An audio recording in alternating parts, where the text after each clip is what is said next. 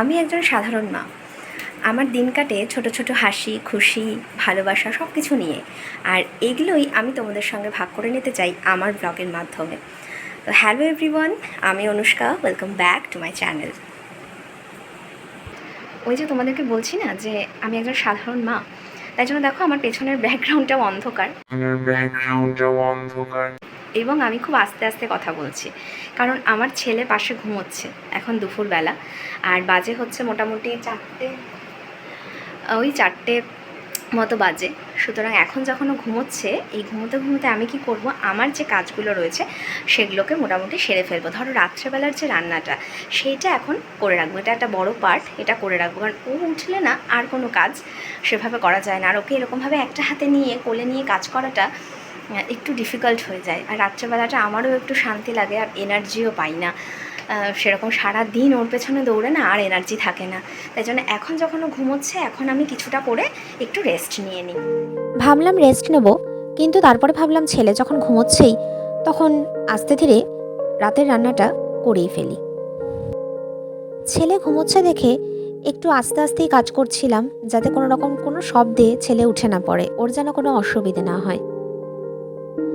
আজকের রান্নাটা একদমই সহজ, একদম সহজ চিকেন কষা, যেটা খুব ঝটপট হয়েও যায়। সব মশলাপাতি একসাথে মাখিয়ে একটু আলু আর একটুখানি তেল দিয়ে হালকা করে চিকেনটা বসিয়ে দিলাম।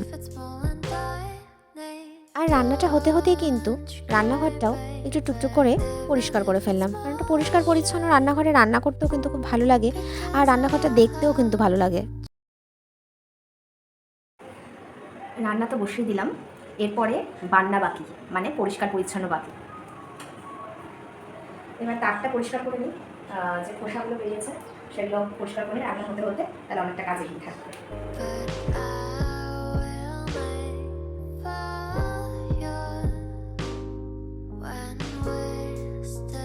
ছেলে আমার এখনও ঘুমোচ্ছে, এখন বাজছে 5টা। মোটামুটি রান্না হয়ে গেছে, মানে চিকেনটা আর একটু হলেই ওটা নামিয়ে ফেলবো, গরম মশলা গুঁড়ো দিয়ে নামিয়ে ফেলবো। তাহলে পরে মোটামুটি, তারও আমার না ক্যামেরার সামনে হাত চলে আসছে, এই একটা আমার প্রবলেম। এবার এরকমভাবে হাতটা ধরে কথা বলা আর মোটামুটি ধরো 5 মিনিট লাগবে। হয়ে গেলে পরে আমি একটু রেস্ট নেব, রেস্ট নিয়ে আবার একটু এনার্জি, মানে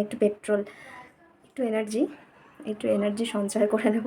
তারপরে আবার পুচকু উঠলে ওর পেছনে আবার কাজ শুরু।